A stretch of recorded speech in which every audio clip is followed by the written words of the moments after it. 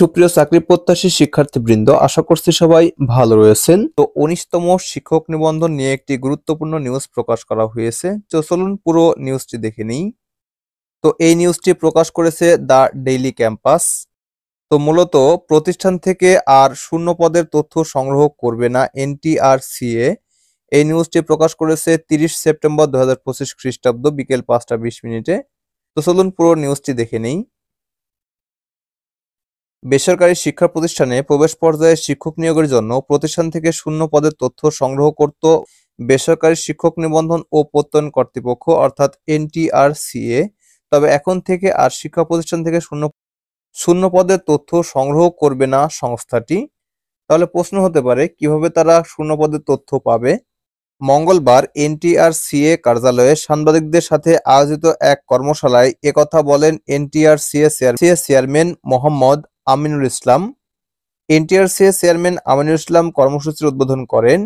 এ সময় উপস্থাপক ছিলেন এনটিআরসিএ সদস্য শিক্ষাতত্ত্ব ও শিক্ষামান এনটিআরসিএ সদস্য অর্থাৎ শিক্ষাতত্ত্ব ও শিক্ষামান এরাদুল হক। মূল প্রবন্ধ উপস্থাপন করেন এনটিআরসিএ সদস্য অর্থাৎ পরীক্ষা মূল্যায়ন ও প্রত্যয়ন নূরে আলম সিদ্দিকী। সঞ্চালনায় ছিলেন এনটিআরসিএ সচিব এএম রিজওয়ানুল হক।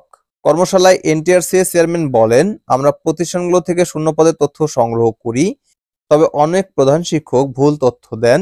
এতে করে সুপারিশপ্রাপ্ত প্রার্থী নানা বিড়ম্বনার শিকার হন। এজন্য এখন থেকে প্রতিষ্ঠান প্রধানদের কাছে শূন্য পদের তথ্য সংগ্রহ করা হবে না। এখন থেকে সংশ্লিষ্ট অধিদপ্তরের কাছে শূন্য পদের তথ্য চাওয়া হবে। মোহাম্মদ আমিনুল ইসলাম আরো বলেন, নিবন্ধন পরীক্ষা নিয়ে আমরা একটি প্রস্তাবনা শিক্ষা মন্ত্রণালয়ে পাঠিয়েছি। সেখানে মাদ্রাসার ক্ষেত্রে 140 নম্বর সাবজেক্টিভ, 60 নম্বর জেনারেল যেমন বাংলা, ইংরেজি, গণিত, সাধারণ জ্ঞান বিষয় পরীক্ষা হবে। এই পরীক্ষায় উত্তীর্ণ হতে প্রার্থীকে 80 নম্বর পেতে হবে। সাবজেক্টিভ এবং জেনারেলে আলাদা আলাদা 40 পেলে হবে না, দুটো মিলিয়ে তাকে 80 নম্বর পেতে হবে।